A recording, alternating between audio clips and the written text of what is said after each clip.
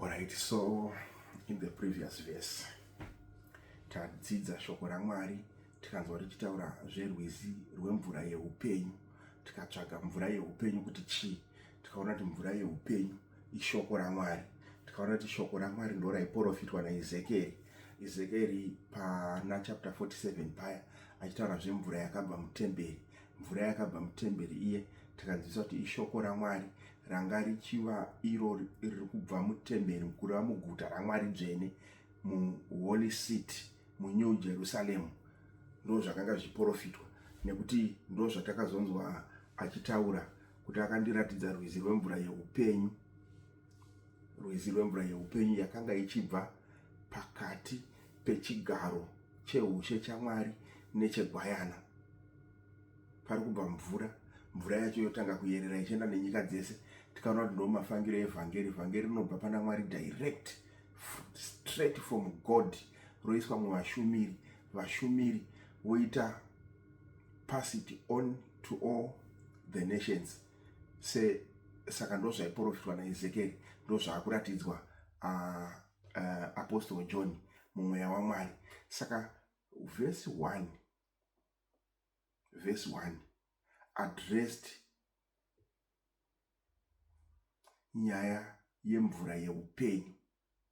Verse 2 now is addressing nyaya the tree of life. Saka tanzwa zvemvura yeupenyu.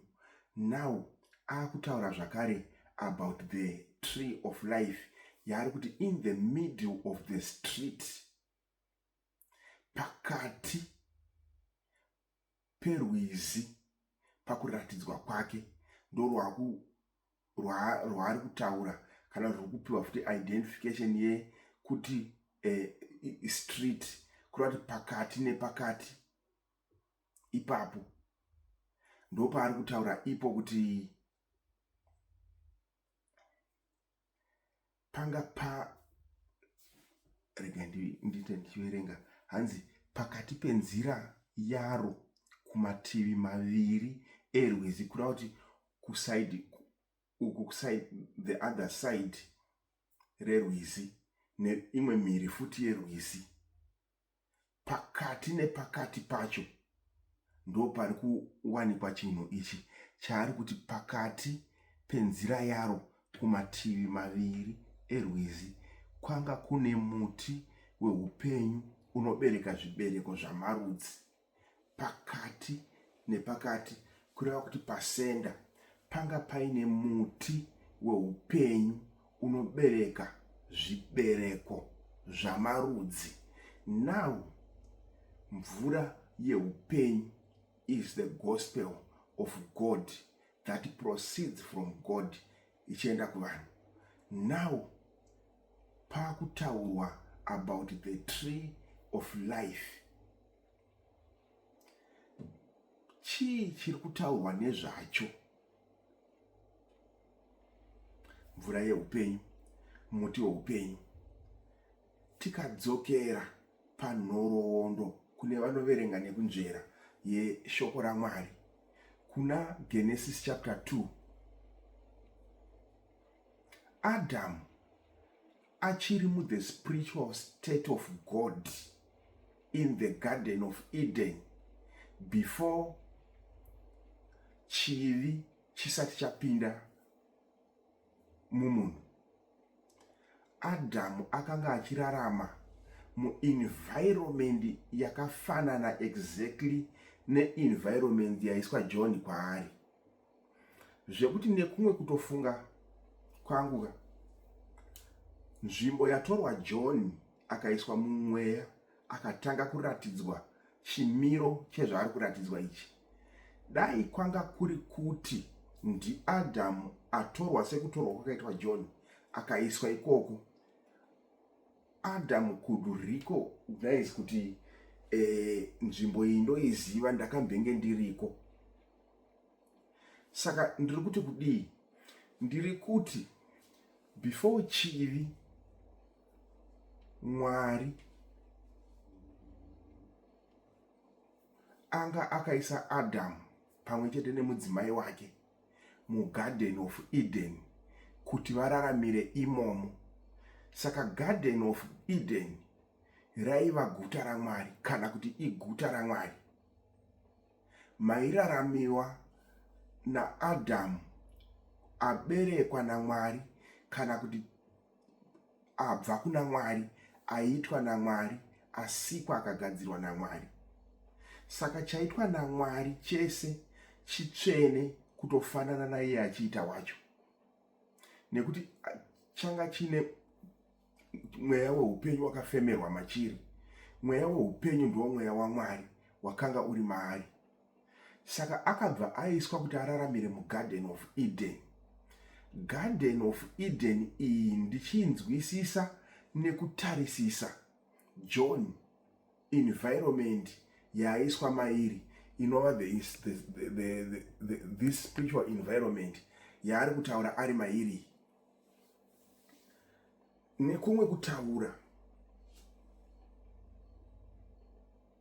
kutaura John adzoserwa ku the original spiritual state of God, kana kuti aiswa muGarden of Eden, nekuti muGarden of Eden ndo manga muchitaurwa zvemuti wehupenyu neshoko raMwari, kana kune vanhu vanoverengwa zvakanaka, because Adam was driven out of the Garden of Eden according to Genesis chapter 2 verse 9. Saka asati aitwa drive out of Eden, muEden maairaramira manga muine muti wehupenyu.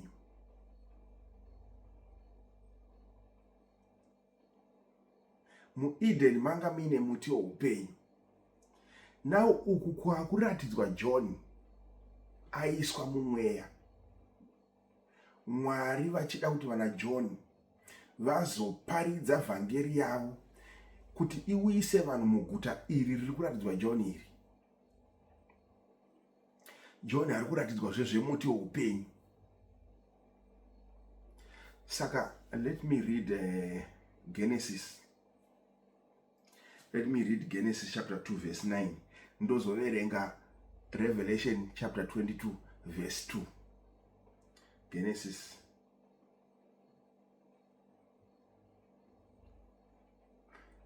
chapter 2 verse 9. Right. Let me start from verse 8. Jehovah Mwari akasima munda. Verse 8. Jehovah Mwari akasima munda muEden. Inzwai, Mwari akasima munda muEden. Alright. Kumabvazuva akaisapo munhu waakanga aumba. Mwari ndiye akatogadzira munda. Munda uyu hausi physical, but it is the spiritual nature yaMwari yagadzira iye munhu waaumba neguruva revhu. Ndobva afemera mweya wake wehupenyu mumunhu waaumba neguruva revhu. Munhu ndokubva ava mweya mupenyu. Munhu ndokubva ava mweya mupenyu. Saka ava mweya mupenyu kudaro, nekuti munhu ava mweya mupenyu, anoraramirawo muspiritual environment nekuda kwekuti naiyewo mweya mupenyu. Saka the spiritual environment yakaiswa munhu naMwari iEden, muri kunzi muGarden of Eden, akaisamo munhu waakanga aumba. Aisamo munhu waakanga aumba, and then what happened? Hanzi Jehovah Mwari akameresa pasi miti yose inofadza meso neyakanaka kudya. Everything zvinofadza meso was there in Eden. Nezvinofadza meso kana munhu akaiswa mweya mupenyu arimo achirarama achitarisa nekuona, hakuna chaikwanisa kusafadza zvese zvaaiti akaseta maziso ake on it, aingonzwa kufadzwa ari mumweya, right? Uye muti weupenyu pakati pemunda, inzwai. Now, muti weupenyu pakati pemunda.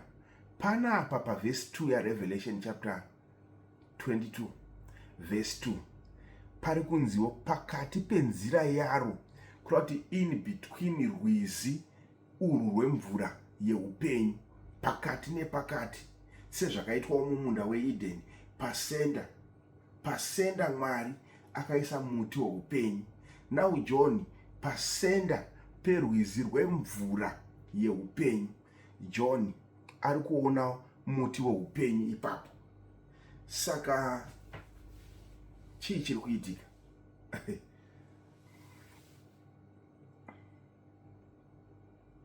Nemuti wekuziva zvakanaka nezvakaipa. Zvikanzi muEdeni mukabuda rwizi runodiridza munda uyo, rukaparadzana ipapo dzikaita hova 4. MuEdeni makabuda rwizi runodiridza. Chiprofita ichi chinoda kunzwisiswa. Panapa pakutaurwazve rwizi rweupenyu nemvura yeupenyu. Akandiratidza rwizi rwemvura yeupenyu. MuEdeni makabudawo rwizi.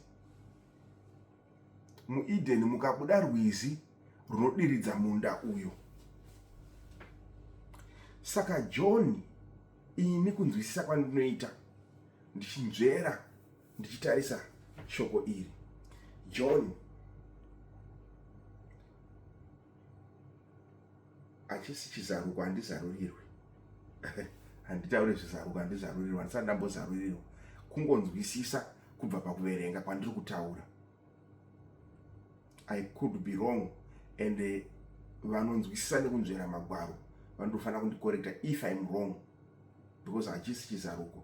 But in my understanding, ndichitarisa the two scriptures, Genesis chapter 2 verse 8 and 9 na Revelation chapter 22 verse 2, my understanding iri kundidzosera pazvinhu zvandiri kuverenga apa. Ndiri kudzoserwa muGarden of Eden, makanga muchiraramira Adamu. Pakutanga Mwari amuumba neguruva revhu, abva afemera mweya weupenyu, ndobva amuisa muGarden of Eden. Saka the way John is describing the new holy city and the way the Garden of Eden is described here is the same. Kureva kuti kudii? So Adam paakagamuchira chivi kubva kumukadzi wake chakabva kuna Satani, kureva kuti chakabva kunyoka,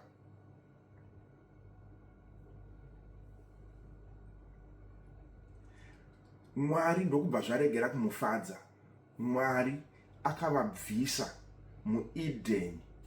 Munova mandiri kuti spiritual order kana the spiritual state of God, vakabviswa imomo ndokubva vaiswa physical state, kurati vakabva vabviswa mumweya vakaiswa munyama. Saka vakurarama vari munyama kudaro. Mwari akanga asisina basa navo, vanga vakurarama ivo varivo vari kuzviraramira. Mweya weupenyu wanga waiswa muya wanga usisiri muna Adamu. Adamu anga akuzviraramira, akaita mhuri, akabereka mhuri, ikakura, nyika ikawanda, vanhu vaberekwa nemunhu atadza pamberi paMwari, kureva kuti vaberekwa nemunhu ari munyama. Saka chakaberekwa nenyama naichowo inyama. Saka vose vakaberekwa naAdamu, nyika sezvaikazara kudai, vanhu vese ivavo vakaberekwa vachitova nechivi chababa vavo, nekuti nyama inongoberekawo nyama, mweya uchiberekawo mweya. So now makabviswa Adhamu umu, Mwari ndo maakuda kudzosera vana vake vaya vakanwa poison yenyoka, vakaiswa mweya, vakaiswa munyika nekuda kwechivi chakabva kunyoka kuna Satani. Mwari ari kuda kuti mugadheni muya makambenge mina Adhamu muchidzoka vanhu kuti vazorarama imomo, but vanhu vari kufanira kudzoka muEden kuti vararamire muEden nekuda kwekuti chakambobvisisa vanhu muEden pakutanga kusateerera Mwari.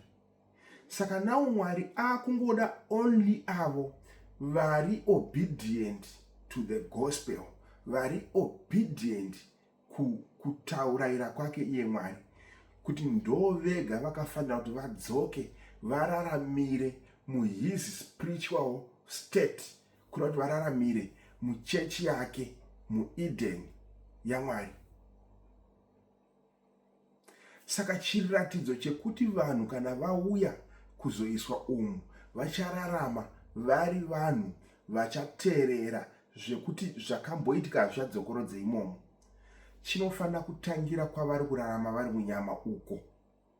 Chiri kutangira ikoko sei? Nekuti vari ikoko vari kusvika votaurirwa zvakafanana nezvaimbotaurwa muEden. Mutauro wekuEden Mwari ari kutuma vaapostora vake nemweya wake wehupenyu sezvaingova Adhamu kuti vaende kunotaura nevanhu vari kunyika. Saka vanhu vari kunyika pavari kunotaurirwa mutauro wemweya kwakabviswa Adhamu kuya, vari kunyika ikoko kana vakaunzwa vakaresponda positively, then ichocho chichava chiratidzo chekuti vakufanira kuti vadzoswe kuti vazorarama vachitevedzera kuda kwaMwari nenzira nemutoo waMwari, vari pai? Vari muimba yaMwari, sezvaimboraramawo Adhamu pakutanga. Saka the Garden of Eden nekumwe kutaura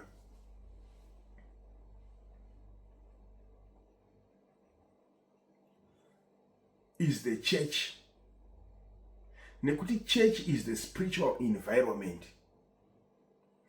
Eden yakanga iri also the spiritual environment. Saka muEden nemuchechi chinhu chimwe chete, nekuti zviri kuratidzwa John nezvatiri kuona zvichitaurwa panapa pana Genesis 2 pataverenga from verse 8 zvakafanana.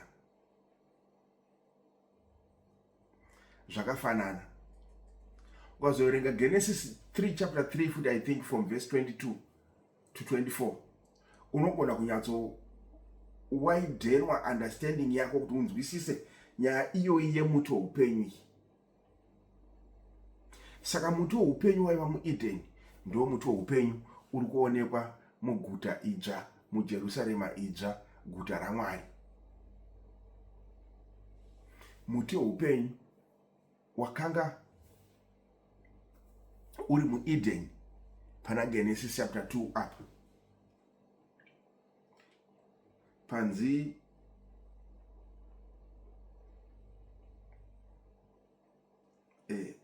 uye muti weupenyu pakati pemunda nomuti wokuziva zvakanaka nezvakaipa.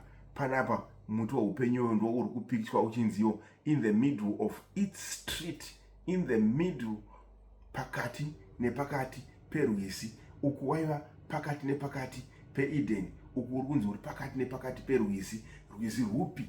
Rwizi runofamba kana runoyerera mvura yeupenyu, not just the natural water but the spiritual water. Saka in the middle of the river munoyerera the spiritual water pari kuwanikwa pasenda pacho paine muti weupenyu. Wherever mvura iyi kwainoyerera ichienda, iri kuyerera iri murwizi, not outside the river. Iri kuyerera iri murwizi murwizi macho mairi kuyerera iri pane agere pasenda, ari pasenda ipapo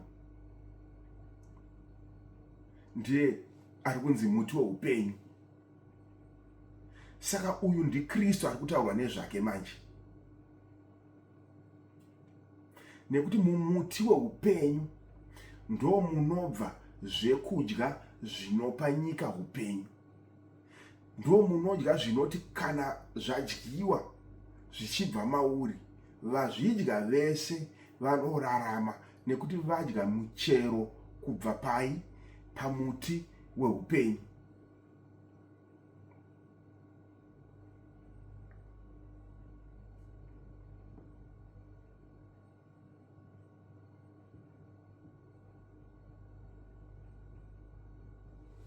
Saka chii chiri kuitika panapa?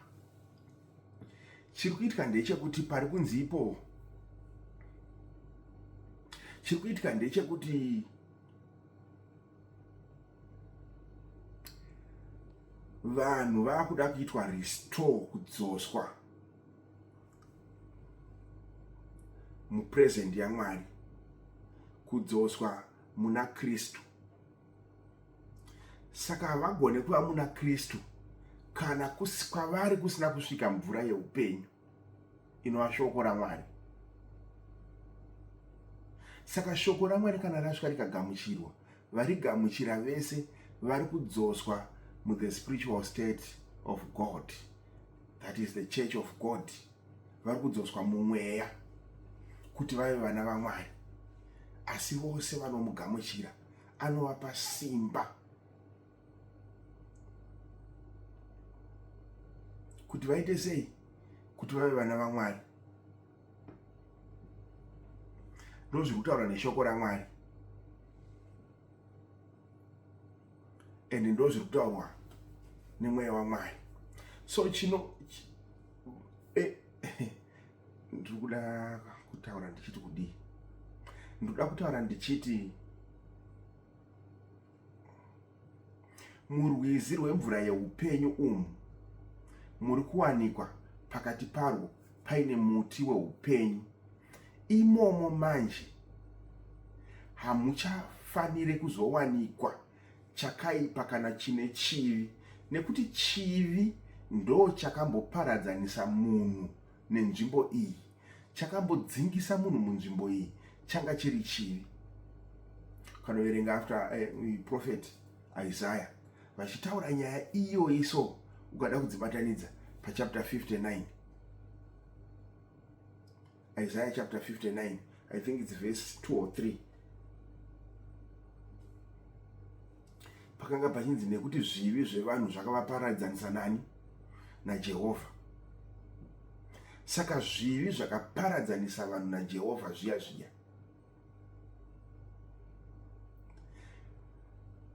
pauya nawo chimwe chinhu chakuda kuita reunite vanhu vakaparadzaniswa nezvivi naJehovha.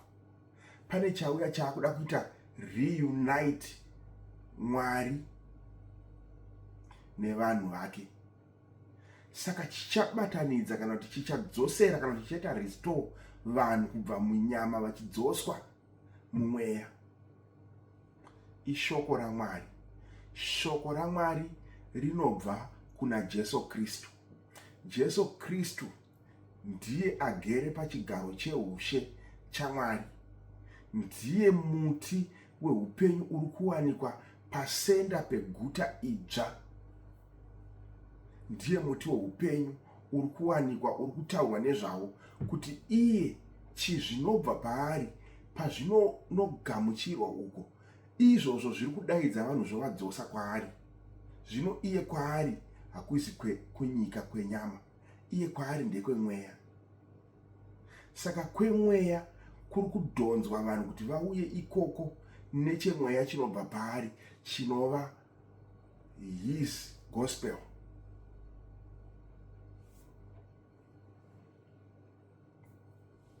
Saka gospel riri kudzosa vanhu kuti vachibva muzvivi zvakavaparadzanisa naMwari zviya, sezvakambotaurwa pakutanga, sezvanga zvakataurwa neshoko raMwari.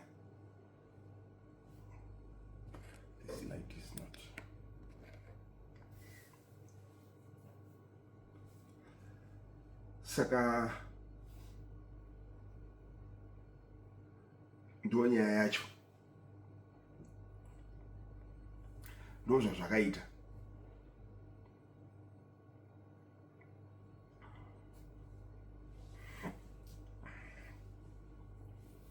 Sinus raundikurira. Saka anyway, ndikaona mukana ndichazopfuurira. Handichanyatsaitirwa zvakanaka kuti ndipfuurire mberi ndichitaura. Sinus.